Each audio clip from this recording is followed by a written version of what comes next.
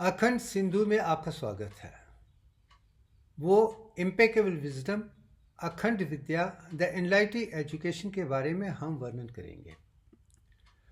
भारत की परंपरा ये है कि पूर्व की तरफ हिमालयस, माउंट कैलाश और मानसरोवर की एक भूमिका है जिसके अंदर भारत है, और दूसरा नॉर्थ जो एंगल है वो सिंधु रिवर जो उत्तर वाणी की तरह बनकर लद्दाख में जाता है।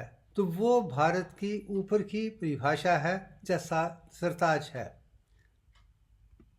उसके बाद जब सिंधु रिवर दक्षिण पश्चिम की तरफ जाकर अरब महासागर गिरने से पहले सब सिंधु में बदल जाता है, वो पश्चिम की दिशा है, उत्तर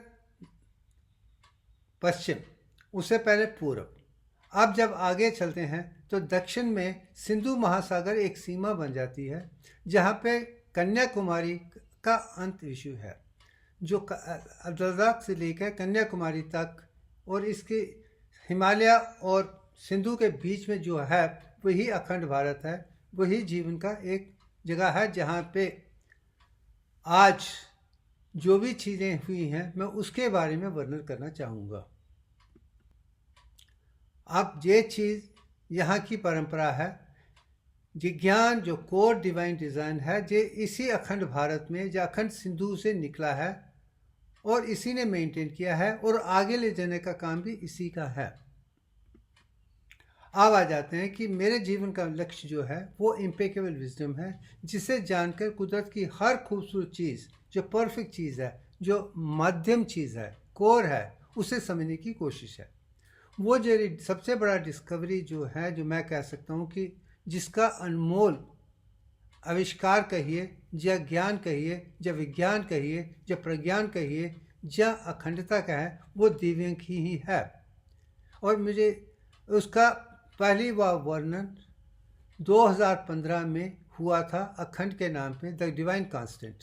उसमें से दिव्यांग रेशो, दिव्यांग सीक्वेंस और दिव्यांग इन्फिनिटी निकलने के बाद इसी डिज़ाइन से मैं दुनिया की हर खूबसूरत चीज़ में इसी में से देखता हूँ। इसी को मैं डिवाइन डिज़ाइन कहता हूँ। इसी के आधार पे जो 60-70 साल में मैंने पाया है, जाना है, पहचाना है, उसके आधार पे ज्ञान को, अज्ञान से ज्ञान, विज्ञान, प्रज्ञान और अखंडता तक पहुँचने की जो मेरी पूरी जो सफ़र है वो समझाने की कोशिश की जा रही है। अब चलते हैं। मैं समझता हूँ कि अगर किसी इंसान को कुदरत को जानना है तो उसे अपने आप में संपूर्ण होना पड़ेगा। इसका मतलब उसकी जो फिजिकल हेल्थ है, जो तन विद्या है, वो संपूर्ण होनी चाहिए। इसे किसी किस्म की कोई भी कमी पेशी नहीं होनी चाहिए। और दूसरा, इसे किसी किस्म की कोई भी बीमारी नहीं हो। और तीसरा, इसे किसी किस्म की इमोशनल इंस्टेबिलिटी ना हो। वो तन से, मन से, भावनाओं से, ज्ञान से, विज्ञान से संपूर्ण हो, और जिसे पैसे या किसी चीज़ की कोई कमी ना हो। रोटी, कपड़े, मकान के लिए भी इतना धन हो कि उसे किसी से कुछ लेने की ज़रूरत ही ना पड़े। वो सिर्फ देना देना देना ही जाने, लेने लेने की उसकी ज़रूरत ना पड़े। उसको उस किस्म का कर्मयोगी बनना पड़ेगा। और राइट एजुकेशन और नॉलेज, संपूर्ण ज्ञान होना चाहिए। वही ज्ञान का परिभाषा है। आगे चलते हैं। और वो ज्ञान ऐसा होना चाहिए उसे किसी किस्म की भी कोई भी कमी ना हो। आज मैं देखता हूँ कि दुनिया में जितना भी मैथमेटिक्स है, फिज़िक्स है, केमिस्ट्री है और दूसरी साइंसेस हैं, जो भी ज्ञान है वो अधूरा है।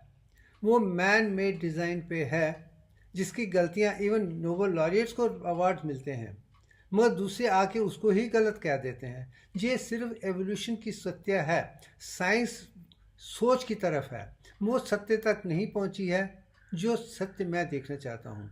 स्पिरिचुअल साइंस के आधार पे अगर जो सत्य है वो दिव्यांग ही है और कुछ नहीं है। मैं दावे के साथ यही कहना चाहता हूँ। इसके तरीके से देखिए, दोबारा रिसर्च कीजिए, आपको वो ज्ञान पड़ेगा जिसमें कोई कमी ना हो। मैं सिर्फ अंदर की बात कर रहा हूँ, कोर की बात कर रहा हूँ, शक्ता की बात कर रहा हूँ। मैं बाकी डायनेमिक्स की बात नहीं कर। टेक्निकली जो भी है, जैसे भी है, वो अलग है। मैं एक संपूर्ण जिसमें ब्रह्मांड बनाया गया है, जिसमें पिंडांड बनाया गया है, जिसमें तन बनाया गया है, जिसमें बी डबल हेलिक्स हैं, सोडियम और क्लोराइड की वर्षा है, जितना भी जिस्म इंसान के जिस्म की अंदर की जो है उसमें जो संपूर्ण है, मैं उस विषय में बात करना चाहता हूँ। प्राइम कंसर्न ह्यूमन बॉडी का है। अब जब अगर ह्यूमन बॉडी ही परफेक्ट होगी, उसकी संपूर्णता होगी, तो वो कुदरत को देख पाएगा। वो देख पाया हूँ मैं, ये मेरे जीवन का अनुभव है, ये किसी की कॉपी नहीं है।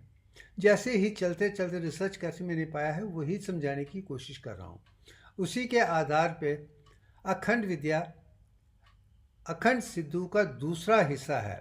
पहला पुरुष जिसकी बात मैं कर चुका हूँ, अब वो ज्ञान की बात है, जो अज्ञान से ज्ञान, विज्ञान, प्रज्ञान और अखंडता तक ले जाता है, वो दूसरा विषय है।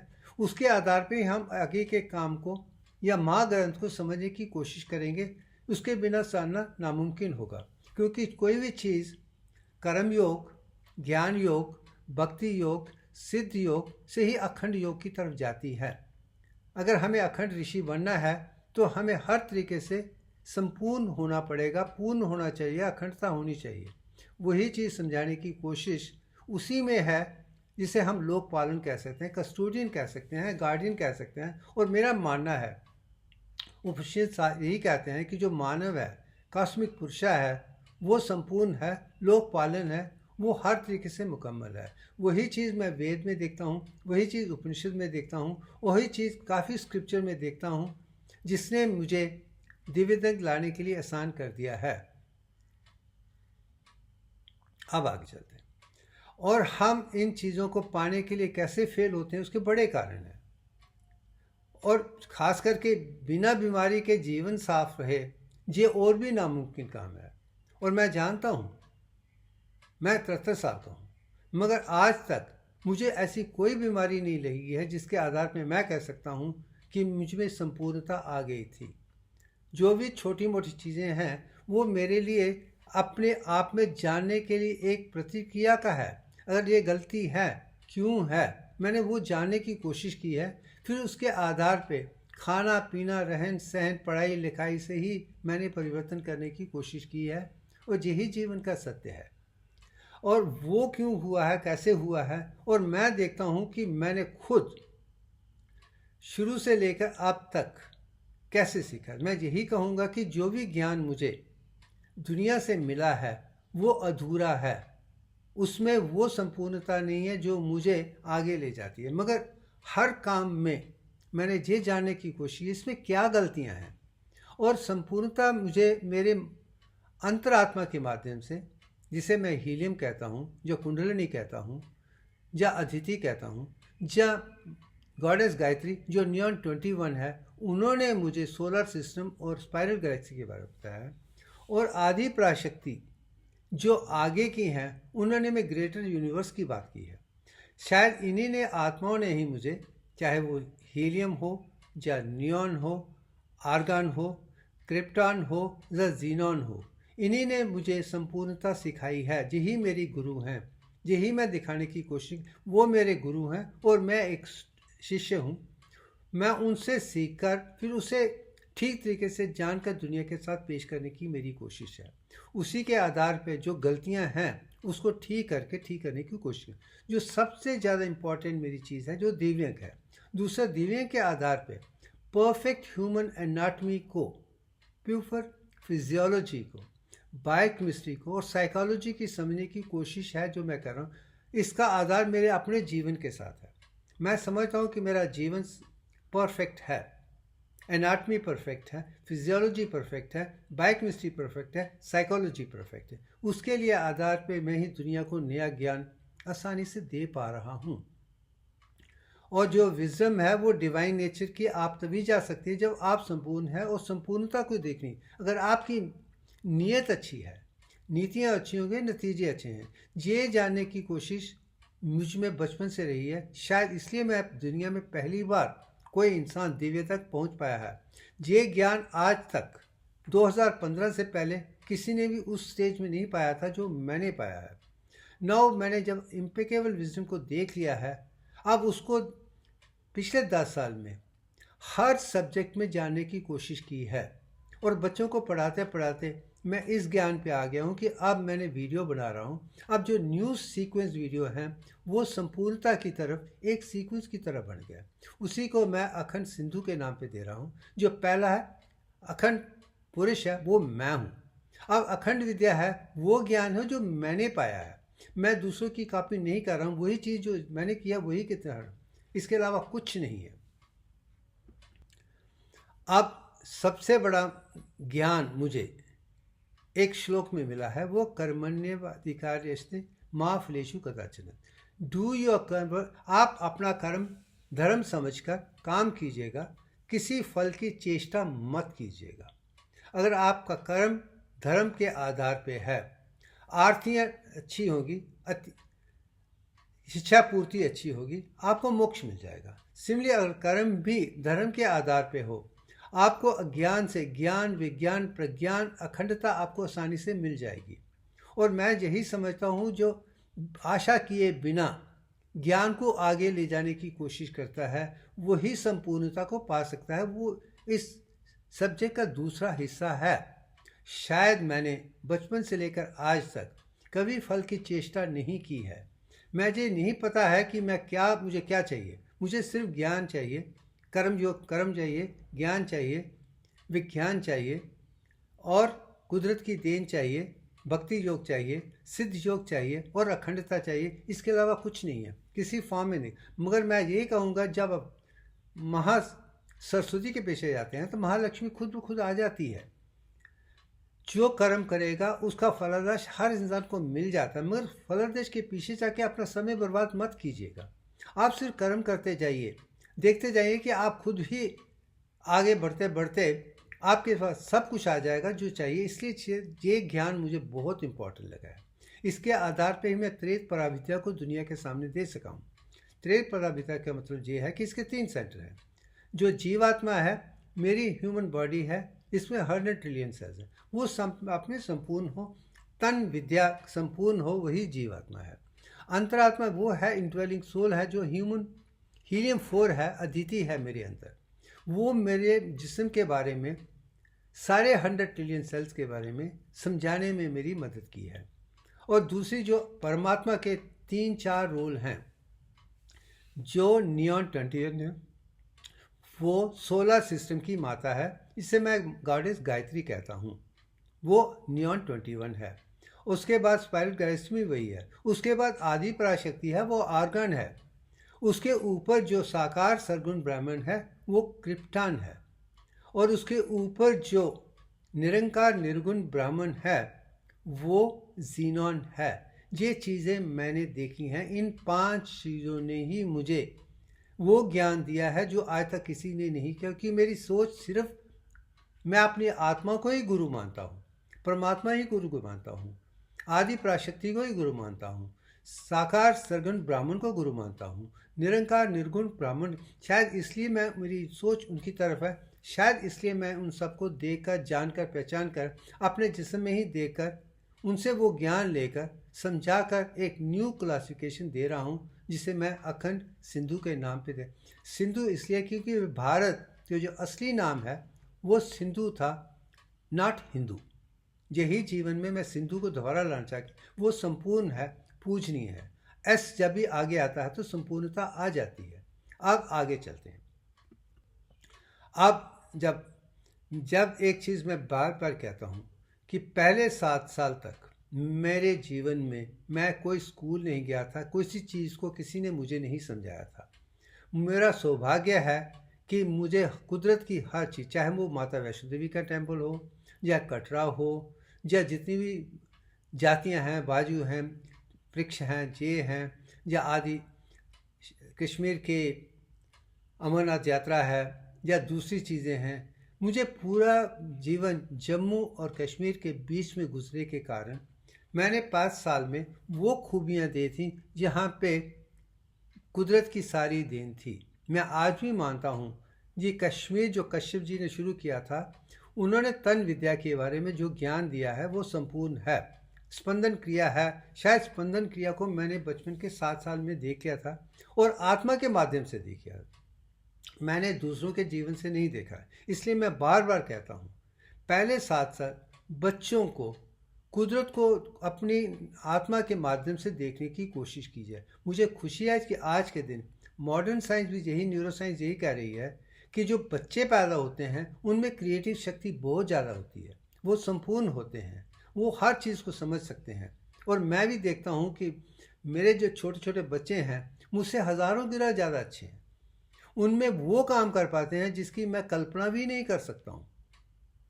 इसलिए मैं कहता हूँ कि उनको भी आर्टिफिशियल चीज़ों से छोड़कर कुदरत को दिखाने की कोशिश कीजिए। जैसे एक पिक्चर मैं दिखा रहा हूँ जी, मैंने बचपन से देखी है, मगर इसको देख के इसके अंदर स्पाइरल कैसे हैं, ये क्या है, वही स्पाइरल जान के कि स्पंदन क्रिया को जानने की मुझे अंदर ही आत्मा ने मुझे बताया था। मैं उन सब चीज़ों को देख पा रहा था।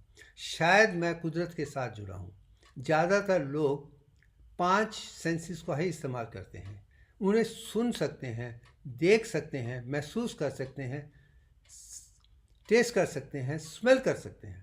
मगर मैं मानता हूँ कि मैं बचपन से ही आत्मा के कारण ये 5 सेंस के बाद एक्स्ट्रा सेंसरी प्रोसेशन में उसके और 5 इशू को भी देख पाता था।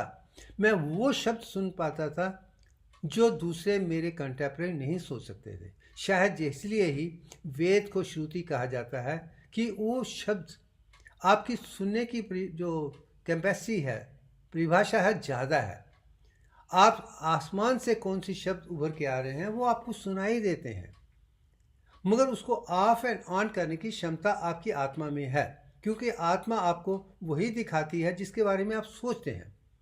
क्योंकि अगर मुझे सोच आए तो मुझे आवाज़ सुनाई देगी, मगर सोच नहीं है तो नहीं देगी। जब मुझे देखना है तो मुझे दिखाई देगा, जब टेस्ट करना है तो टेस्ट करता हूँ, जिसको अनुभव करना है तो करता हूँ। शायद ये जो 5 हायर सेंसेस हैं जो 7 साल में डेवलप हो चुकी थी, शायद इसलिए मैं तन 10 दिशाओं को समझ सकता हूँ। और वही शायद मेरे लिए एक बहुत लाभदायक हुआ है, जिसके आधार पे मेरा अज्ञान से ज्ञान, विज्ञान, प्रज्ञान जितनी प्रोफाइल जितनी भी है वो इसलिए संपूर्ण थी क्योंकि मैंने उसी को दिखाने की कोशिश की है। अब उसको कैसे मैंने दिखाया है, कैसे मैंने अपने आप में एक सेंटम लेता रहा हूँ, और जो स्टूडेंट मेरे साथ जुड़े हैं वो भी सेंटम ले लेते हैं। मेरा लास्ट स्टूडेंट जो कॉलेज यूनिवर्सिटी में था उसने भी एवरेज अबव एवरेज से सेंटम तक जाके वो दुनिया को दिखाया है, जिसके आधार पर वो बेस्ट आउटगोइंग स्टूडेंट भी रह चुकी है। और सारे स्टूडेंट अपने आप में रिकॉर्ड बनाते रहे हैं। वो चीज़ यही मैंने कैसे की है वो समझाने के लिए मैं ये वीडियो बनाने की कोशिश। मगर सबसे पहला विषय ये है, 7 साल में कुछ नहीं कीजिए, आत्मा को जानने की कोशिश, आत्मा के माध्यम से दुनिया को देखिए। अगर 7 साल में कर जाएंगे तो आपका जो मस्तिष्क है, दिमाग है, जिसके 100 बिलियन सेल्स हैं और 20,000 की कैपेसिटी है, वो संपूर्ण हो जाएगी।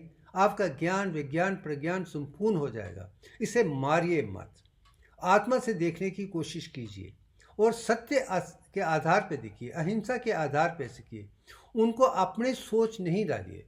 और मेरी भी कोशिश यही रही है कि अपने बच्चों में भी मैं उन्हें आत्मा के साथ जुड़कर आगे बढ़ने की कोशिश कर रहा हूँ। शायद वो सत्यवादी हैं, शायद कभी कभी हम सब लोग आम लोगों से अलग हो जाते हैं तो हमें समस्या आ सकती हैं, मगर अंत विजय सत्य की ही होगी, ये मैं भी जानता हूँ। और मेरा जीवन कुछ भी हो, सत्य के आधार पर चलिए, अहिंसा के आधार पर चलिए, संपूर्णता के आधार पर चलिए, तो आपको अज्ञान से ज्ञान, विज्ञान, प्रज्ञान से अखंडता, दिव्यता तक जाना बहुत आसान हो जाएगा। मेरे लिए बहुत आसान था। शायद दुनिया में इतिहास में पहली बार कब हुआ है, क्योंकि मैं आत्मा के माध्यम से ही देख रहा हूँ। मैं बार बार यही कहता हूँ, आपकी आत्मा ही आपकी गुरु है और कुछ नहीं है। आप आगे चलते हैं। मेरा सबसे बड़ा जो ग्रेटेस्ट विजन जो है वो बचपन में ही, जैसे मैंने स्कूल में 7 साल के बाद पहली बार गया था, तब मुझे एक ज्ञान मिला था। अब मैं वो ज्ञान आपको सामने पेश करने की कोशिश कर रहा हूँ। जो ज्ञान ये है, जैसे मैंने अखंड विद्या में लिखा है, द इम्पेकेबल विजडम, मगर जो 2 लाइनें हैं वो हितोपदेश की लाइनें हैं, जिसमें ये है, विद्या ददाति विनयम। जो राइट एजुकेशन है, जो इम्पेकेबल विजडम है, आपको नम्र बना देगी, विनय बना देगी, परफेक्ट ह्यूमिलिटी आ जाती है। विनयात जाति पात्रता, जब इंसान में ह्यूमिलिटी होती है, उसके लिए सारे इंसान एक बराबर बन जाते हैं कि हर इंसान में मैं आत्मा ही देखता हूँ। मैं मुझ में बड़ा छोटा गरीब अमीर हिंदू मुस्लिम पाकिस्तान ये वो दुनिया अमेरिका ये कुछ सवाल पैदा नहीं है। मेरे लिए हर इंसान एक जैसा है, शायद इसलिए क्योंकि मेरे पास एजुकेशन ही उस तरीके से है कि सारे एक जैसे हैं। यही इस विषय में पहली एक लाइन में है। जब सारे लोग इकट्ठे बनकर अपने कर्मों के आधार पे अपने स्किल के आधार पे जो काम करते हैं, चाहे वो फार्मिंग में हो, चाहे वो इंडस्ट्रीज में हो, चाहे किसी भी ज्ञान विज्ञान प्रज्ञान में हो, उसमें अलग किस्म के लोग होते हैं जो मीनियल काम करते हैं। प्यून के जो एक उठा के ले जाते हैं उनकी अपनी दिशा है। जो लोग उसमें बिजनेस ट्रांजैक्शन करते हैं उनकी अपनी परिभाषा है। जो उसमें एडमिनिस्ट्रेशन करना चाहते हैं उनकी अपनी परिभाषा है। जो ब्राह्मण हैं, जो संपूर्ण ज्ञान को जानते हैं, कोर को जानते हैं, उनकी अपनी ये चार की चार हर इंसान के जीवन में है। मैं शूद्र भी हूँ, वैश्य भी हूँ, क्षत्रिय भी हूँ और ब्राह्मण भी हूँ। मैं सबको जानता हूँ, सबको जानता कि आगे जाने के लिए मेरे अब मैं जब काम करता हूँ तो उसमें धन की उत्पत्ति आती है, क्योंकि जो कुदरत को चाहिए, जो लोगों को चाहिए, मैं वो बना कर दुनिया को देख सकता हूँ जो संपूर्ण है। जहाँ पे धन होगा वहाँ पे धर्म होगा, और जहाँ पे धर्म होगा वहीं पे सुख होगा। अगर आप दुनिया में सुख चाहते हैं, उसका आधार इम्पेकेबल विजडम ही हो सकता है और कुछ नहीं। आज दुनिया टूटी हुई है क्योंकि किसी के पास ज्ञान नहीं है, तो वो अपने आधार पे काम नहीं करते, दूसरे से ग्रैब करने की कोशिश कर रहे हैं, जिसमें असत्य भी आ जाता है, हिंसा भी आ जाती है, और सारी वो चीज़ें आ जाती हैं जो अपने अनुभव के बिना करें। और मुझे कभी भी किसी से कुछ लेने की ज़रूरत नहीं पड़ी है, क्योंकि मैं तो सिर्फ देना ही जानता हूँ। यही मैंने अपनी आत्मा से सीखा है, जो आदित्य से, सूर्य से आई है। आदित्य से मैं वही जानता हूँ कि वही गुरु हैं। उन्होंने जो ज्ञान दिया है उसके आधार पर मैं सिर्फ देना सूर्य भगवान की तरह देना ही जानता हूँ, क्योंकि देने वाले वो हैं। मैं क्या लेके आया था, क्या लेके जाना है, मुझे पता है, सब यहीं से आया है। अगर आप कर्म बराबर करेंगे, ज्ञान के साथ करेंगे, विज्ञान के साथ करेंगे, प्रज्ञान के साथ करेंगे, तो कुदरती बात है आपको पैसे की कोई कमी हो ही नहीं सकती है। शायद इसलिए मुझे लगता है कि मैं बचपन से ही आज तक अक्षय पात्र के साथ ही पैदा हुआ हूँ, और अक्षय पात्र में मुझे जब जब जो चीज़ की ज़रूरत मिलती है मुझे तब की तब मिल जाती है। शायद अक्षय पात्र आपकी आत्मा ही आपको देती है। शायद आज तक मुझे लगता है जो आत्मा ने मुझे अक्षय पात्र दिया है वो संपूर्ण है। बस यही जीवन का सत्य है।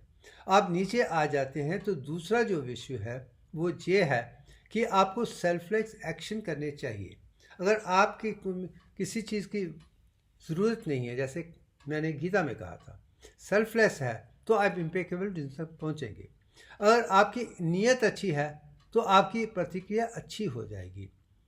उसमें आप सारे 64 आर्ट्स और साइंस को जानने की कोशिश कीजिए। और मैं आज देखता हूँ कि लोग एक सब्जेक्ट में माहिर होना चाहते हैं, बाकी 63 आर्ट की उनकी चिंता ही नहीं है, इसलिए वो अधूरे बन जाते हैं। उनका वर्टिकल तो काफ़ी हो जाता है मगर हॉरिजॉन्टल लाइन खाली हो जाती है। वो पूरे जीवन में 2, 3, 4% पोटेंशियल का ही इस्तेमाल कर सकते हैं। और मैं मानता हूँ जब तक 100% पोटेंशियल आप इस्तेमाल नहीं करेंगे आप कुदरत के साथ नहीं जुड़ सकते। कुदरत में 64 आर्ट्स हैं, आपको भी 64 आर्ट को जानना है, फिर ही कुदरत को आप देखेंगे। अगर आपको कुदरत को देखना है तो सभी ज्ञान को जानना आपके लिए अनिवार्य है। ये ही नीचे के श्लोक में सारांश है। अब आगे चलते हैं। अब मेरी जो एकेडमिक अप्रोच है, मैं अब एजुकेशन के बाद भी जब मैं दूसरों के लेक्चर सुनने जाता हूँ, या जब भी मैं स्कूल में भी एक स्टूडेंट की तरह था, या कॉलेज में स्टूडेंट था, रिसर्च स्कॉलर था, या आज प्रोफेसर हूँ, आज पढ़ाने की कोशिश करूँ, मेरी अपनी पर्सनल अप्रोच यही रही है। मैं सब लेक्चर को, सब स्कूल कॉलेज यूनिवर्सिटी लेक्चर जहाँ पे मुझे मौका मिलता था मैं जाता था। मैं जाने के बाद मैं दिमाग में जो भी ज्ञान है वो घर पे छोड़ के चला जाता था। मैं आज भी कहता हूँ लेक्चर सुनने के लिए आप खुले दिमाग एक खाली किताब की तरह जाइए, एक स्लेट की तरह जाइए, उस पर लिखने की कोशिश कीजिए। जैसे कि आप कह सकते हैं कि कंप्यूटर लैंग्वेज में रैम है, और रैम हर बार एम्प्टी होनी चाहिए। अगर इसकी रैम की क्षमता जितनी ज़्यादा होगी आज उतनी है। फॉर एग्जांपल, जब मैंने वीडियो बनाना शुरू किया था तो 22 मिनट की वीडियो भी रिकॉर्ड करने के लिए मुझे SD तक ही इस्तेमाल हो पाता था। उसका कारण क्या था कि मैं जो पहला कंप्यूटर था उसकी रैम 8 से 16 तक ही थी, मगर आज मैं 1 घंटे से ज़्यादा का वीडियो 4K में बना पा रहा हूँ, और हर वीडियो अपने आप में 10 GB है। आप इमेजिन करते, एक वीडियो है 1 घंटे का है, उसकी 10 GB है और 4K में है। मैं कर पा रहा हूँ क्योंकि आज मैं जो एप्पल मैकिंटॉश प्रोफेशनल इस्तेमाल कर रहा हूँ उसकी रैम 32 GB है। और यही मैं मानता हूँ कि अगर आपके दिमाग की जो रैम कैपेसिटी है वो जितनी ज़्यादा होगी तो उतने ही आपको सब काम करने में आसानी हो जाएगी। वो लेक्चर जाने से पहले उसे एम्प्टी ही होता है, यही रैम की क्वालिटी है। मैं रैम के साथ जाता हूँ और जो भी है उस रैम में ही रिकॉर्ड करने की कोशिश करता हूँ। आप समझ रहे हैं कि मैं क्या समझाने की कोशिश, मैंने आर्ट की एजुकेशन को कैसे समझने की कोशिश की। उसके बाद मैं उन इंसान की लेक्चर को ध्यान के साथ सुनता हूँ, कभी कोई सवाल नहीं पूछता हूँ, एक भी सवाल नहीं पूछता हूँ। और ना मैं समझता हूँ कि किसी को भी जो लेक्चर देने आ रहे हैं स्पीकर के बारे में बीच में कोई भी सवाल कभी नहीं करना चाहिए। सिर्फ सुनिए, ध्यान के साथ सुनिए, पूरी लगन के साथ सुनिए। और मैं मानता हूँ कि मैं इसलिए हम क्योंकि पहले 7 साल में मैंने सिर्फ आत्मा को ही सुना है। आत्मा को सुनने के बाद अब मैं किताबों को दूसरों को सुनने की कोशिश करता हूँ, फिर करने के बाद सारी चीज़ समझने के बाद उसे अच्छी चीज़ है तो ऐड कर देता हूँ, अगर गलत है उस पर प्रतिक्रिया शुरू हो जाती है, फिर अपनी आत्मा के माध्यम से उसको करके संपूर्णता के साथ दुनिया के सामने पेश कर रहा हूँ। ये आज की मॉडर्न लैंग्वेज के हिसाब से संपूर्ण है, यही चीज़ है। जो जैसे मैंने अपना रैम बढ़ाया है, उसकी ग्राफिक प्रेजेंटेशन बढ़ाई है और अच्छे कंप्यूटर को दिया है। हाँ, मैं जानता हूँ ये रिकॉर्डिंग और कैमरे लिए दूसरे से 4-5 गुना ज़्यादा समय लग रहा है, मगर क्वालिटी अच्छी हो जाती है और संपूर्ण हो जाती है। इसलिए दिमाग को भी आप जब जाएंगे लेक्चर देने के सुनने के लिए तो खाली बड़ी रैम के साथ चाहिए। और मैं जानता हूँ 100 बिलियन सेल्स हैं और 20,000 भी हैं। मेरा पूरा दिमाग ही मेरी रैम है। वो जहाँ जहाँ पे रिकॉर्ड होना वहाँ रिकॉर्ड हो जाता है, सुनने के बाद, समझने के बाद। शायद इसलिए मैं 8 हर्ट्ज अल्फ़ा फ्रीक्वेंसी पूरे दिमाग में आंखें खोल के बना पा रहा हूँ। यही मैं समझाने की कोशिश कर रहा हूँ। अगर मैं वहाँ तक पहुँचा हूँ क्योंकि मेरी रैम जो है 8 GB या 8 हर्ट्ज फ्रीक्वेंसी में पूरे दिमाग में, जो इतिहास में आज तक किसी ने, जैसे दिव्यांग मैंने पहली बार 2015 में दिया है और मेरा EEG 8 हर्ट्ज ही है और पूरे दिमाग में है, वो आज तक किसी और ने नहीं भी किया है। शायद इसलिए मैं न्यूरो साइंस को भी नए तरीके से अनुभव करके दिखा रहा हूँ और साइंस को एक नए तरीके से दिखा के जो रिसर्च मैंने की है उसके आधार पर दुनिया का ज्ञान, विज्ञान, प्रज्ञान अखंडता जाएगी। यही मेरी कोशिश है कि अगर मुझे दुनिया में अखंडता देखनी है, सुख सबके लिए देखना है, ये ज्ञान जरूरी है। मैं पहला इंसान हूँ, कर पाया हूँ। मैं समझता हूँ आप दूसरों के लिए इसे जानना पहचानना बहुत आसान हो जाएगा। अब आगे चलते हैं। जब डिवाइन लेक्चर की बात आती है, अब मैं जब लेक्चर देने जाता हूँ तो मैं क्या करता हूँ, मैं अब वो समझाने की कोशिश करता हूँ।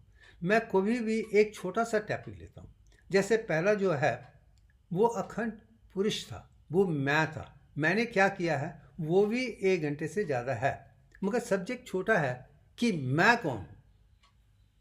अब दूसरा जो है वो अखंड विद्या है, वो नॉलेज जो मैंने देखा है उससे है, वही एक टॉपिक है। और जो भी नॉलेज है इसके बारे में जो भी जानता हूँ मैं उस चीज़ के बारे में बच्चों को सिखा देता हूँ। उसके बाद उसमें क्या डिफेक्ट्स हैं जो दुनिया ने देखी हैं उसको जानने की कोशिश है, उसके आधार पे साइंटिफिक देखने की कोशिश करता हूँ, सत्य देखने की कोशिश करता हूँ। उसमें वो प्रोसेस शुरू हो जाता है जिसमें मेरे सोचने की, विचार करने की क्षमता बढ़ जाती है, विचारधारा बढ़ जाती है, तर्क वितर्क करने की क्षमता बढ़ जाती है। फिर वो नेति करते मैं उस लेवल तक ले जाता हूँ जहाँ पे संपूर्णता, संपूर्णता, संपूर्णता, अखंडता ही है। उसके बाद ही जो दुनिया को पेश किया जाता है उसे एम्पिरिकल विजडम के तरीके मैं देखने की कोशिश करता हूँ, दिखाने की कोशिश करता हूँ, समझाने की कोशिश करता हूँ। बस यही मेरे पढ़ाने का और पढ़ने का तरीका है। अब आ जाते हैं कि मैं एक जो अपने स्टूडेंट को एक डिवाइन स्टूडेंट की, कुदरत की तरह देखना चाहता हूँ। मैं नहीं कहता हूँ कि मुझे गुरु मानिए, गुरु आपके अंदर है, मगर मेरे पास जो लेक्चर सुनने आए हैं तो मैं उसे कहता हूँ कि इन चीज़ों में आप ध्यान दीजिए, फिर जाके आप अखंडता को पा पाएंगे। सबसे पहली जो सोच है वो ये है कि मुझे बड़े ध्यान के साथ सुनिए, मेरे साथ एक छिपकली की तरह मिल जाइए। आप और मुझ में कोई अंतर ना हो, आपका कान, आंखें, सब कुछ मेरी आवाज़ के साथ, मेरी दिखावट के साथ, मेरे एक्शन के साथ जुड़ जाइए। वो पहला स्टेज है।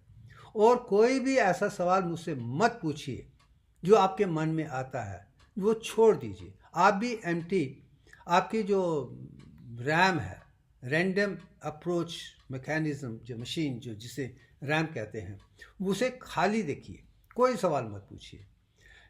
उसके बाद जब लेक्चर ख़त्म हो जाए, उसके बाद एक डिस्कशन जब प्रतिक्रिया शुरू हो, उसमें मैं चाहता हूं कि मैं और मेरे स्टूडेंट एक टाइगर की तरह लड़ें। वही पुरानी गुरुकुल परंपरा थी।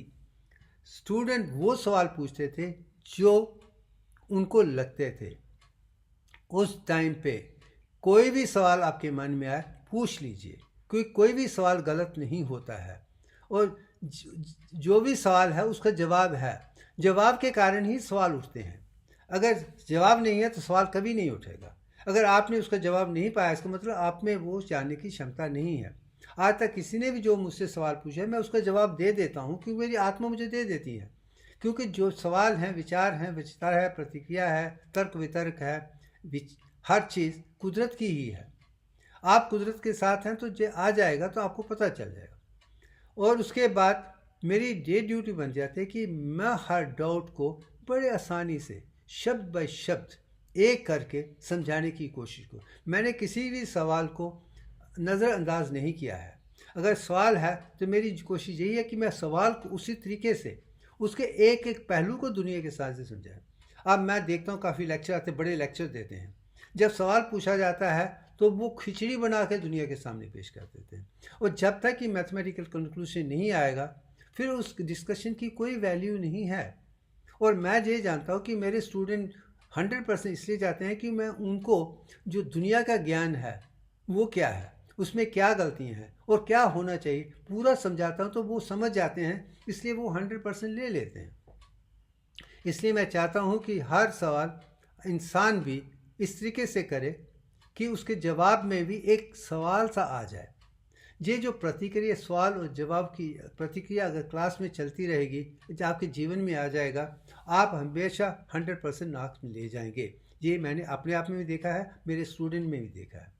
अब नया सवाल पैदा होता है कि नए जब सवाल आते हैं उससे डिस्कशन और भी हायर लेवल पर, जितने आप ज़्यादा सवाल पूछेंगे उसको अखंडता की तरफ देखेंगे, आप आगे बढ़ते जाएंगे। यही डिवाइन स्टूडेंट की क्वालिटी मैं देखना चाहता हूँ।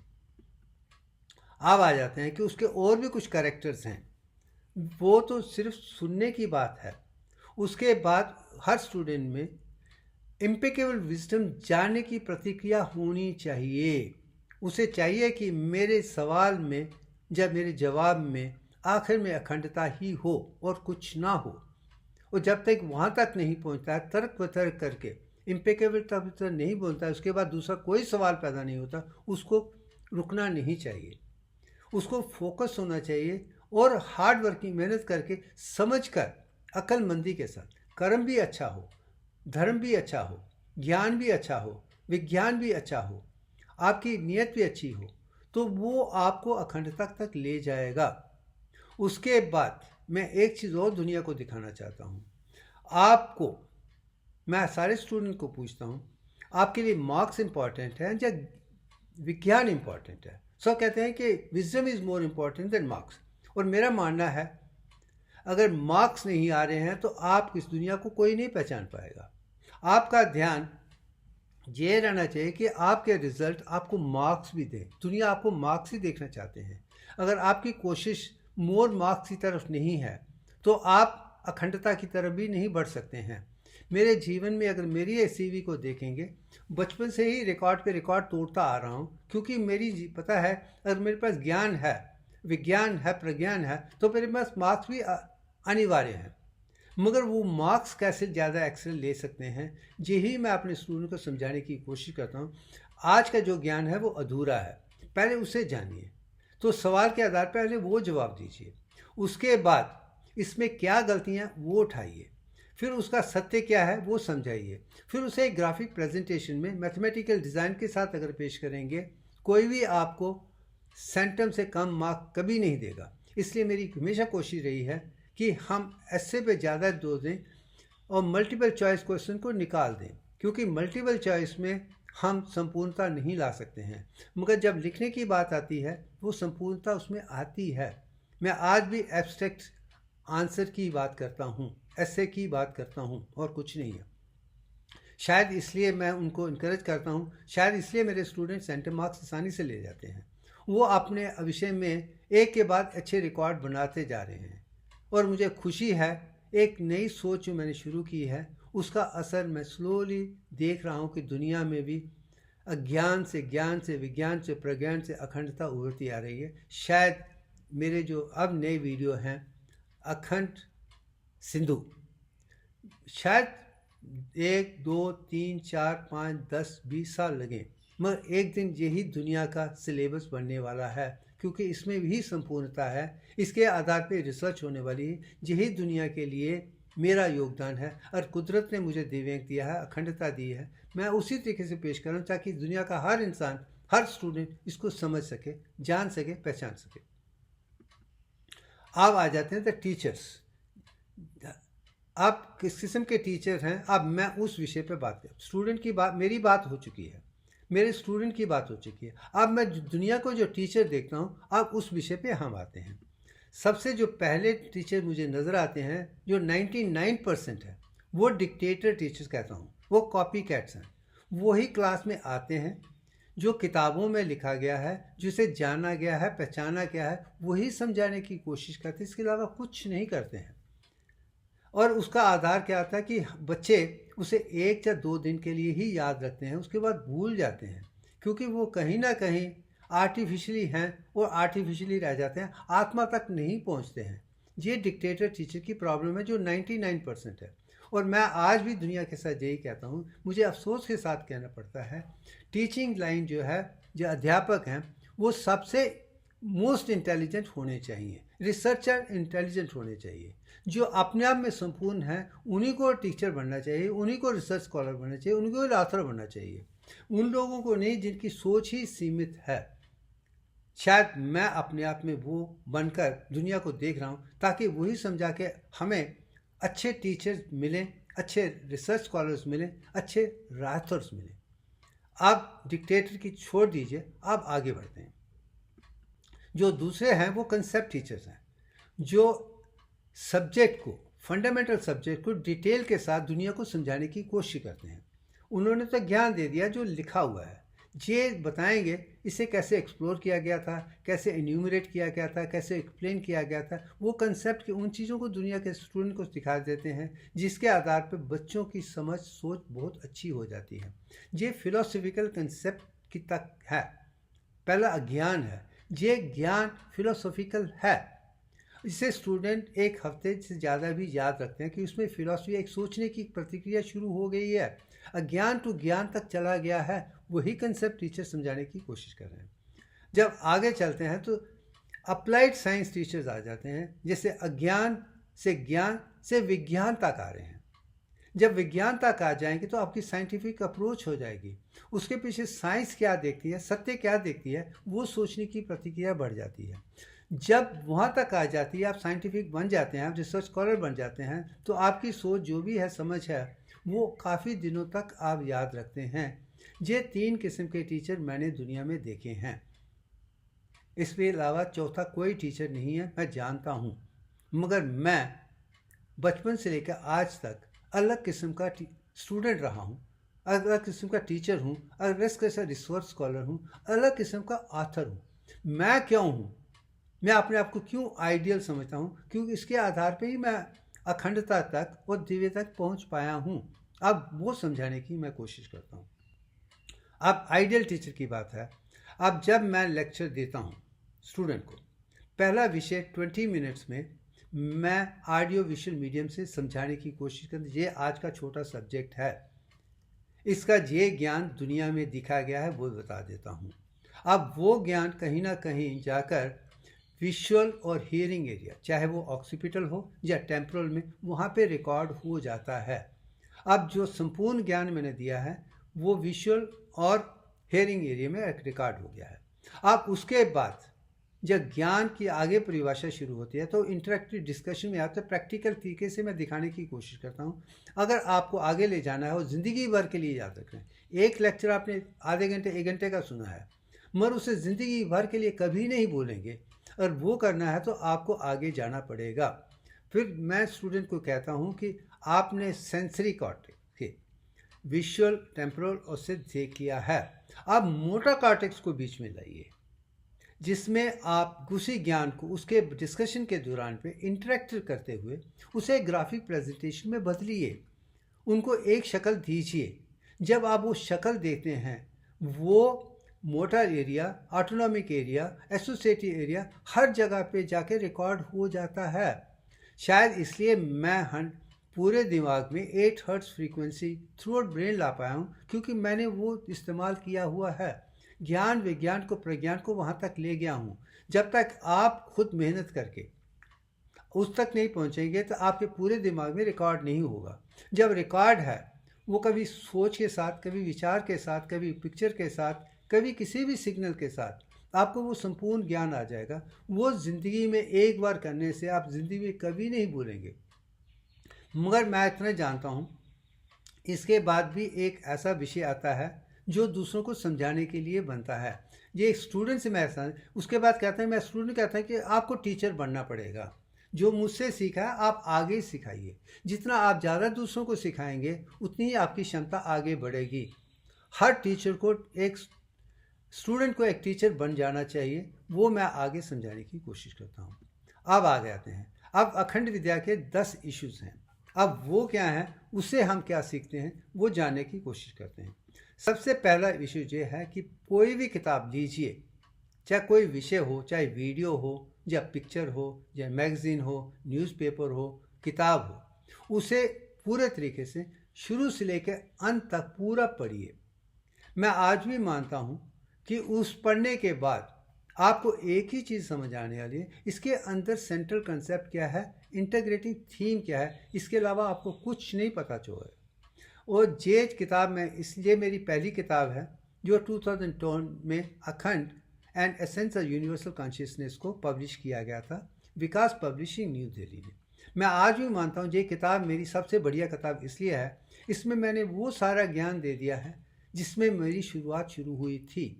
इसमें 22/21 टू द पावर ऑफ 10 तक इसमें वर्णन है, मगर 0.34419 नहीं है। ये भी जीवन का एक सत्य है, मगर वो कैसे पाया है वो आगे मैं देखता हूँ। मगर 22/21 जो वेद उपनिषद में है, जो 10 भी वेद उपनिषद और पुराणों में है, वो समझ आ गई थी। इसलिए मैथमेटिक्स के 2 हिस्से इसी किताब में आपको नजर आ जाते हैं। मगर खोज जो 3rd की है वो 0.3441 मुझे आगे समझने के लिए और 15 साल लगे थे। वो 2015 में ही हुआ है, ये पब्लिकेशन करने के बाद। मगर इस किताब को भी मैंने, जो लोग से कहते हैं मेरी किताबें ले चल, मैं पहले इससे समझिए, आपके पास ग्रॉस मैटर हो जाएगा। 64 आर्ट को आपको देखने हैं, एक दिशा मत लीजिए।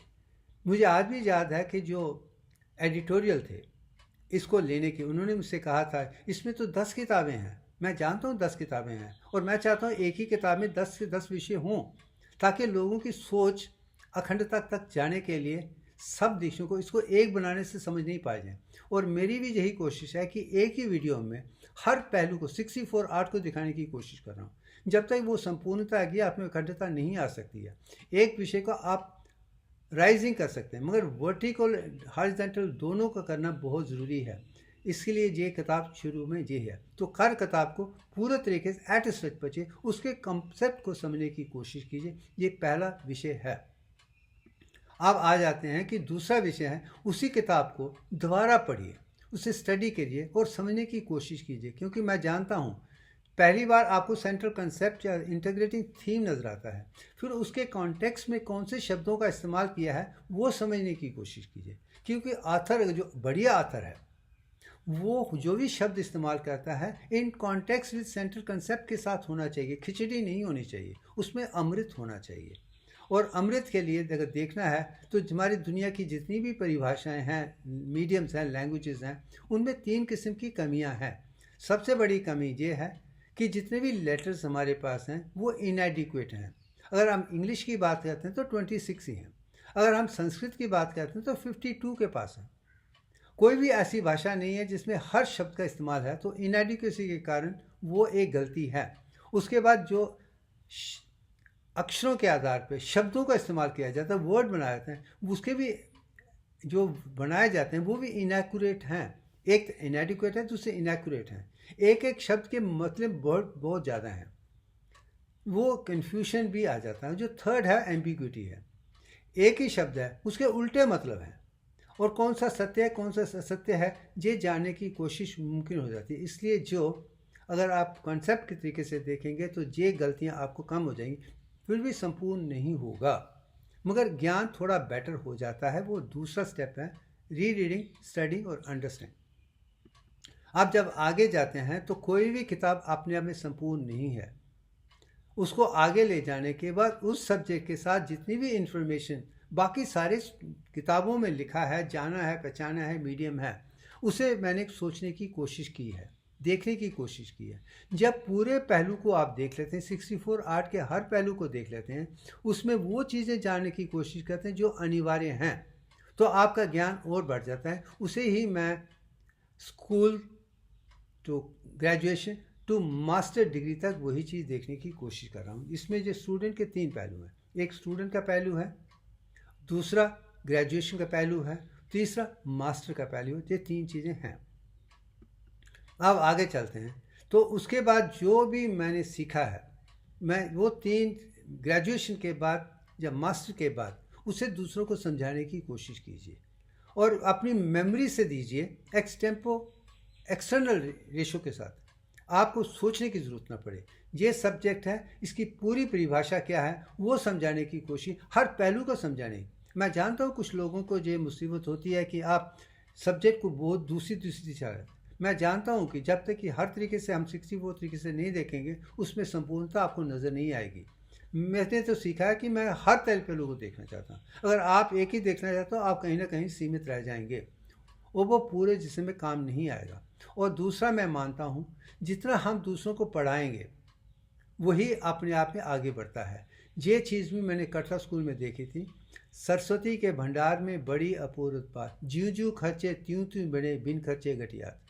जितना भी आप नॉलेज को दुनिया को देंगे, स्पेयर करेंगे, लिखकर देंगे, उतना ही बढ़ता जाता है। अगर नहीं पढ़ेंगे वो दिन ब दिन कम होता जाएगा। ये लक्ष्मी से अलग है सरस्वती का भंडार। वो चीज़ मैंने कटरा में ही स्कूल में बचपन में ही देख ली थी, तब से ही मैं इन लोगों को पढ़ाना शुरू कर दिया था। मैंने ये सीखा है, अब दूसरों को समझाना मेरे लिए अनिवार्य था। शायद इसलिए मैं समझाते समझाते आगे करते करते उस ज्ञान तक पहुंचा हूं जो मुझे डिवाइन नेचर तक लेके आ गया है। जितना आप ज़्यादा बांटेंगे उतने आपके भी डाउट उधर के आ जाएंगे। जब डाउट कर जाएंगे फिर पाते पाते आत्मा के माध्यम से देखकर आप और भी आगे जा सकते हैं। यही चौथा विषय है। आपको एक जेन्युइन रिसर्च स्कॉलर बनना चाहिए। मैं आज भी कहता हूँ मेरी जो पीएचडी रिसर्च है वो जेन्युइन है। उसके बारे में पहले कभी किसी ने भी रिसर्च नहीं किया और मुझे अफसोस के साथ कहना पड़ता है कि 30 साल के बाद भी आज तक उसमें भी किसी ने रिसर्च नहीं की है। मगर एक चीज़ मैं जानना चाहता हूँ कि जेन्युइन रिसर्च आपके अपने अनुभव के आधार पर होने चाहिए। जैसे एक मुझे सिंप्लीफाइड कुंडलिनी योग का जो अनुभव 1 जनवरी 1991 में मिला था, उसने मेरा पूरा सोच ही बदल दी थी। मैंने कुंडलिनी चक्रा नाड़ी को अपने जिस्म के अंदर देखा था, वो शायद किसी ने नहीं देखा था। जब मैं अंदर था, मुझे अंदर है। अब वो सब्जेक्टिव सेंसेशन है, उसे ऑब्जेक्टिवली देखकर जो प्रतिक्रिया शुरू हुई थी, तो शायद जब मैं पीएचडी का काम शुरू किया था तो मैं 10.5 हर्ट्ज अल्फ़ा फ्रीक्वेंसी आंखें बंद करके पैराइटल और ऑक्सीपिटल रीजन में ही देखता था और कहीं नज़र नहीं आती थी। मगर आज मैं 8 हर्ट्ज थ्रू आउट ब्रेन आंखें खोल के देख रहा हूँ, क्योंकि मैंने उस अनुभव से वो ज्ञान प्राप्त करके कुंडलिनी से या हीलियम के बाद अंतरात्मा को देखकर वो ज्ञान पढ़ के पूरे दिमाग में डाल दिया है। इसलिए मैं कर पा रहा हूँ। इसलिए मैं कहता हूँ रिसर्च वैसी होनी चाहिए जो आपके अनुभव पे हो। दूसरों की कॉपी करने से रिसर्च से कुछ नहीं मिलने वाला है। ये जीवन का सत्य है। और रेफरेंस के लिए आप सबसे पुरानी किताब, अगर मेरे पास जो रेफरेंस की बात आई थी तो कोई भी रेफरेंस नहीं था, किसी ने इस काम पे किया ही नहीं था। तो इसमें रेफरेंस में मेरी सबसे ज़्यादा बात पतंजलि योग सूत्र पे चली गई थी, जो 3000 साल पुरानी है। उसको समझकर प्रेजेंट करके उस पर ही मैंने प्रतिक्रिया शुरू की थी, जो चलते चलते अखंड तक पहुंच पाई है। So older the fundamental the better results. आप नए तरीके से देखना है तो शुरू से शुरू कीजिए। ये 5 साल के रिकॉर्ड पेपर में देख के आपको कुछ नहीं होने वाला। यही मैं रिसर्च स्कॉलर्स को दिखाने की कोशिश कर रहा हूँ कि आपकी सोच है 5 साल के पेपर की, उसके आधार तो फिर आप खिचड़ी को खिचड़ी से ही बनाने वाले हैं। पहले ने गलतियाँ की हैं, वो भी 5 साल में उसने नहीं समझा है, आप उसकी गलतियाँ निकाल के जो आप करने वाले हैं उसी आधार पे करने वाले हैं जो दूसरों ने किया है। तो कोई अंतर नहीं है। आपका अनुभव नहीं होगा तो रिसर्च मत कीजिएगा। जो ऐसे चीज़ पे रिसर्च कीजिए जिसमें वो आप इम्प्रोवाइजेशन देख सकते हैं। वो मैं टेक्नोलॉजी रिसर्च में देखता हूँ। मैं जानता हूँ आज मैं दुनिया को दिव्यांग दे पा रहा हूँ, इसलिए दे पा रहा हूँ क्योंकि मैं कुदरत की जितनी भी रिसर्च इंस्ट्रूमेंट्स हैं वो काम करने के योग्य हैं। कंप्यूटर ने मेरी सोच बदल दी है और आज के सॉफ्टवेयर के आधार पर मैं आसानी से कर पा रहा हूँ। जो ज्ञान विज्ञान इतना बढ़िया है, आर्टिफिशियल इंटेलिजेंस है, इसके आधार पे सब चीज़ों को समझना जानना मेरे लिए आसान है। फिर रिसर्च करना भी आसान है, फिर उससे वो चीज़ें ढूंढना भी आसान है अगर आपको इन सब इक्विपमेंट के बारे में पूरा ज्ञान है। और मैं जानता हूँ कि हर इक्विपमेंट की वो खूबियाँ मैं ढूंढ के कोशिश करता हूँ जो उसमें हैं। हर पहलू को जानने की कोशिश करता हूँ, फिर उसके आधार पे उसका कैसे इस्तेमाल करना है मैंने देखा है।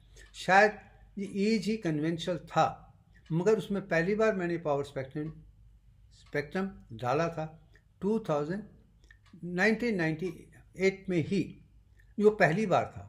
मगर उसके चलते चलते आज मैं वो कर पा रहा हूँ जो शायद उस वक्त एक ईजी पैटर्न के था, मगर आज हम 64 पे कर पाते हैं, वो कर पाते हैं जो पहले नहीं था।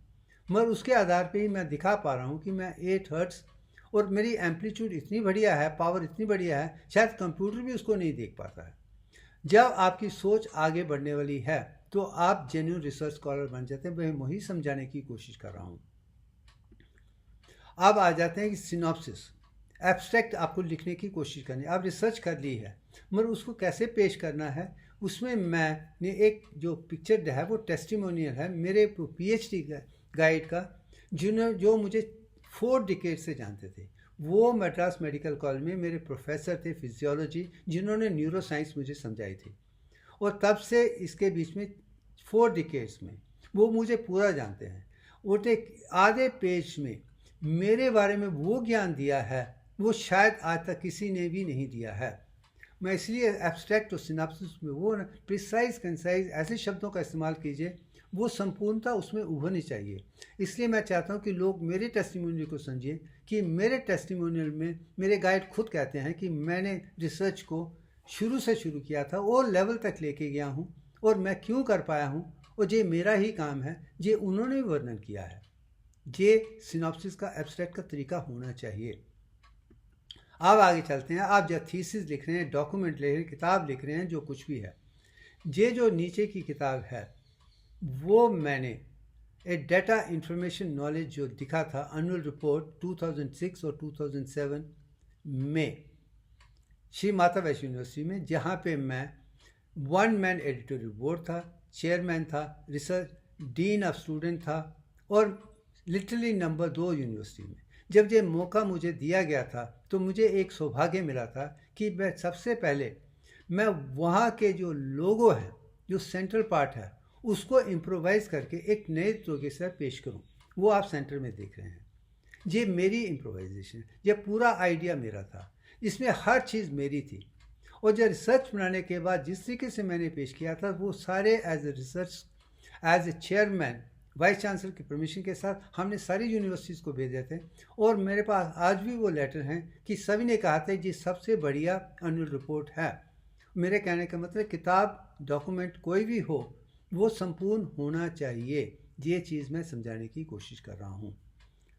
ये मेरी अपना अनमोल विज्ञान प्रज्ञान, इसमें जो चीज़ें मैंने इस्तेमाल की हैं वो इतिहास के पन्ने थे मेरे लिए श्री माता वैष्णो यूनिवर्सिटी में 2006 से लेकर 2008 के बीच में, जिसके आधार पे आज मैं एक अच्छे लेखक बन के, एक एडिटर बन के और भी आगे बढ़ पा रहा हूँ। और चीज़ों को भी, ग्राफिक को इम्प्रोवाइज़ करने की तरीक भी मैंने वहीं सीखी थी। ये मैंने बनाया हुआ है, ये उनका सिंबल नहीं है।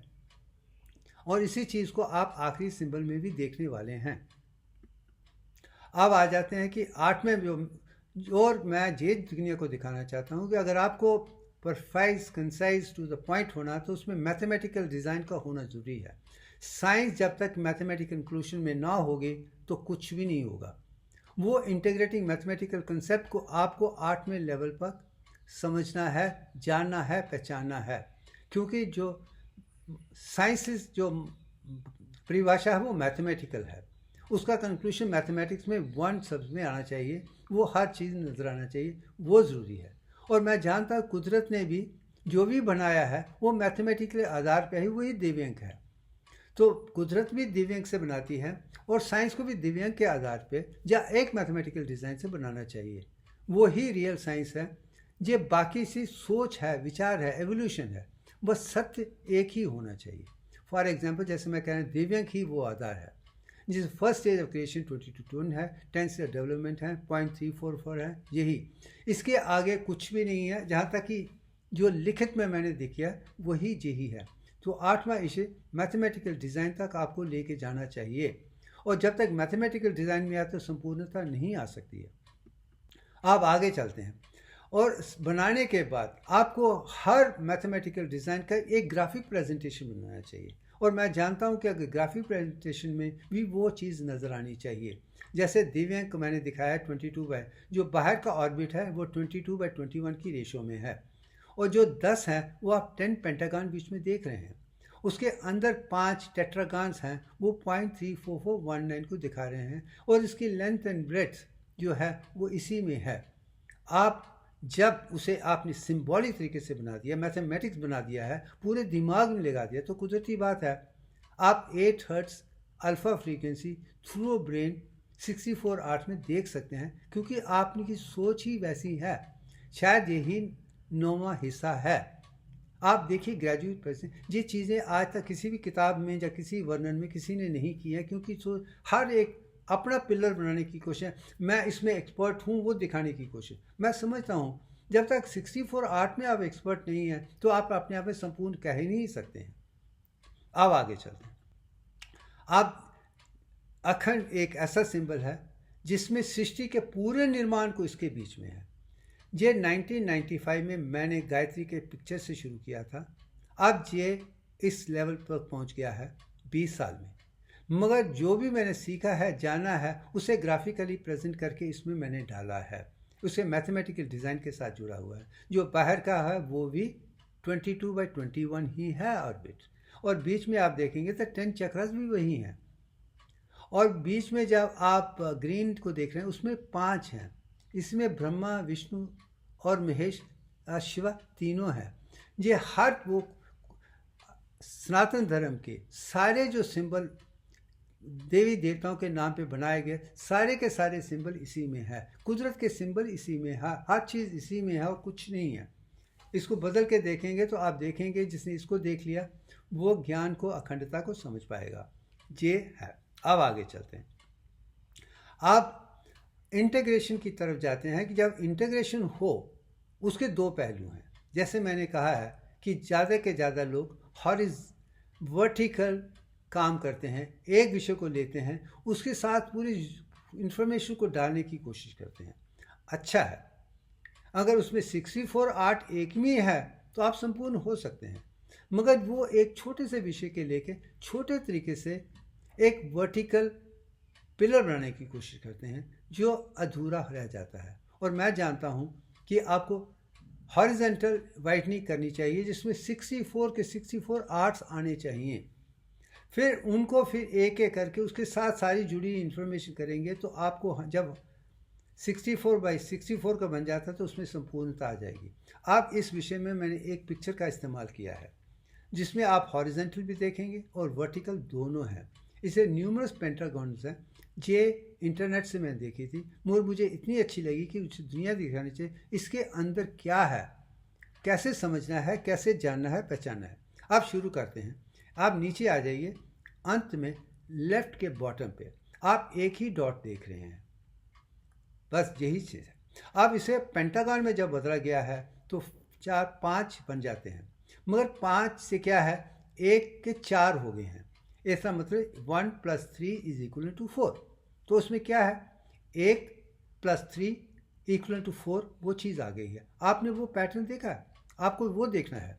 जब आगे थर्ड की तरफ जाते हैं उसमें 7 हैं, पहले 4 हैं उसमें 7 हैं। इसका मतलब 3 और ऐड हुए हैं। पहले में भी 3 ऐड हुए थे, वो 4 बने थे, 4 में 3 और थे, 7 बन गए हैं। वो 7 होते हैं तो जो पूरे के पूरे अंदर हैं वो 1 5 और 12 के बीच में आ जाते हैं।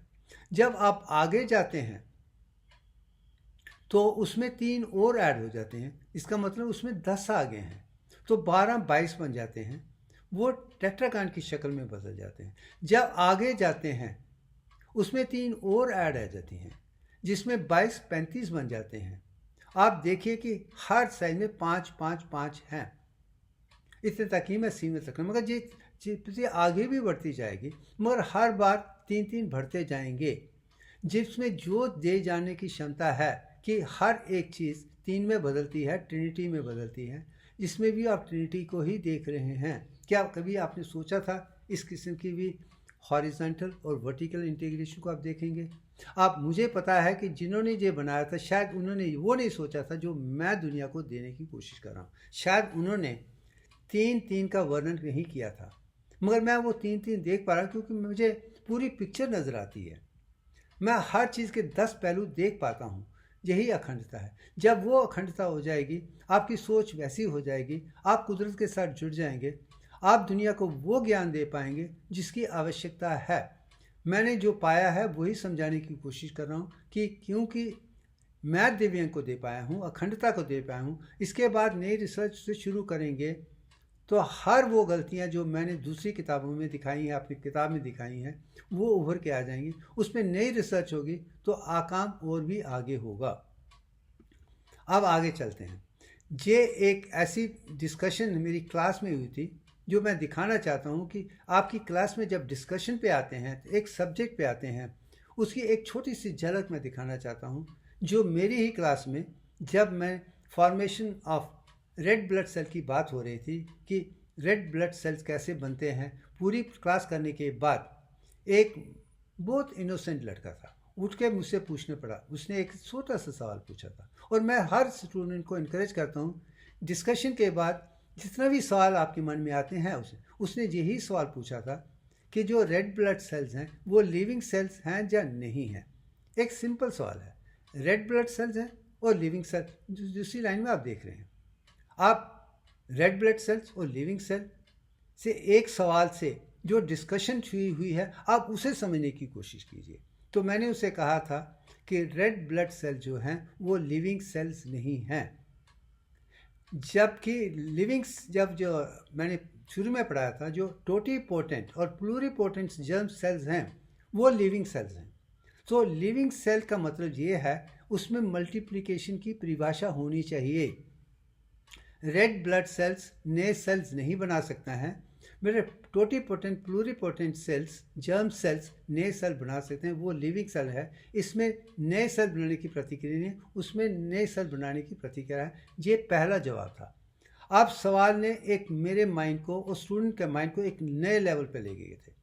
उसके बाद जो इनर डायलॉग मेरे अंदर शुरू हुआ और स्टूडेंट के साथ शुरू हुआ, अब उसे हम समझने की कोशिश करते थे।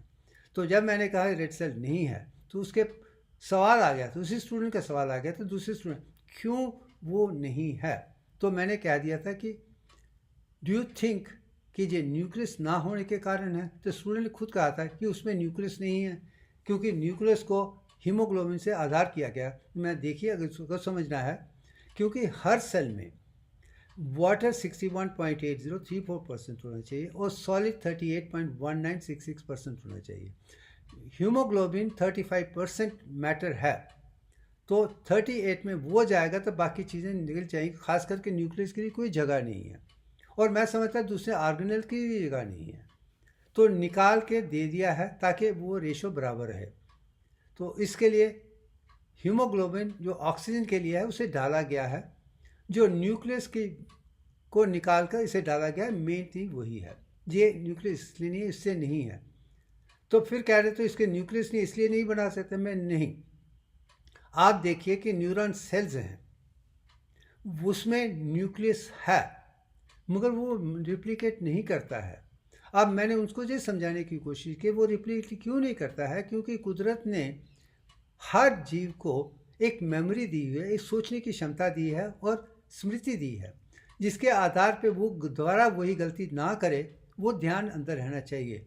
तो जो भी न्यूरॉन सेल की जो स्मृति है, जो क्षमता है, मेमोरी है, उसे आप ख़त्म नहीं कर सकते हैं, वो हमेशा हमेशा के लिए आपके साथ ही रहनी चाहिए। इसके लिए न्यूक्लियस का होना, क्योंकि न्यूक्लियस आप में प्रोटीन बनाने की, बिल्डिंग बनाने की और जो चीज़ें बनाने की क्षमता न्यूक्लियस में है। न्यूक्लियस में है डीएनए है, आरएनए है, एमआरएनए है, उसके आधार पे ही सेंट्रोसोम पे और बाकी सेल्स में प्रोटीन बनाने की, अमाइनो एसिड बनाने की, फैटी एसिड बनाने की और कार्बोहाइड्रेट बनाने की सारी क्षमताएं हैं। वो न्यूरॉन सेल के लिए ज़रूरी है, क्योंकि उनमें वो सब काम करना है जो करना है। इसलिए न्यूरॉन का होना ज़रूरी, न्यूक्लियस का होना ज़रूरी है न्यूरॉन में, मगर वो डिवाइड नहीं करता है।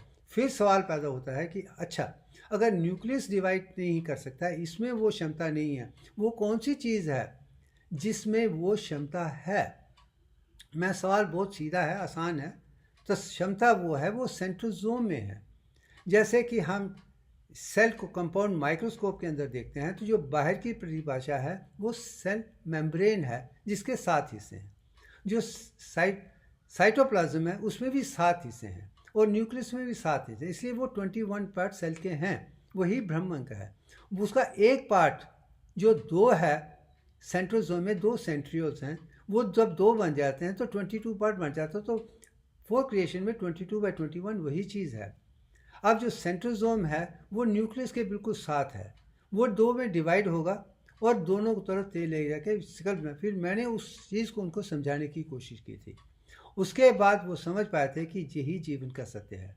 मैं उसके आधार पे फिर उनको दिखाया था कि ये टोटिपोटेंट सेल से न्यूक्लियस सेल 10 स्टेजेस में है। जो फर्स्ट वॉल्यूम है वो 900 क्यूबिक माइक्रोन का है, जो अंत में है वो 90 का है, 10 टाइम्स का है, और इसको बनाने में 21 डेज लगते हैं। पूरे का पूरा दिव्यांग इसके आधार पे मैं दोबारा उनको समझा पाया था, पूरे ज्ञान को समझा पाया था। और मैं समझता हूँ ये इसी किस्म के डायलॉग मेरे हर क्लास में हर सब्जेक्ट के बात होते हैं, मगर ये अपने आप में एक अनमोल है। शायद इसलिए मैं इसे बार बार दिखाने की कोशिश करता हूँ कि आपकी सोच जब अज्ञान, ज्ञान, विज्ञान, प्रज्ञान अखंडता का आता है, फिर ये आप काम कर रहे हैं, क्योंकि सर पहलू को आपने देखा है, 64 आर्ट को देखा है। मैं वही सारे स्टूडेंट को समझाने की कोशिश कर रहा हूँ। अपने ज्ञान को वैसे ले जाइए। अब आगे चलते हैं कि जो वही पिक्चर है जो मैंने श्री माता वैष्णो यूनिवर्सिटी में दिखाई थी। अब उसके आधार पे ही इसे बनाकर ये मॉडर्न साइंस के सिंबल और भारत की तंत्र विद्या की सिंबल और पूरे ज्ञान विज्ञान को एक ही में मैंने डाला। इसके बारे में बात करने की ज़रूरत नहीं है, अब तो बात करते ही रह रहे हैं, करते ही रहेंगे, आगे चलते हैं। तो मुझे लगता है कि आज के लिए इतना ही काफ़ी है।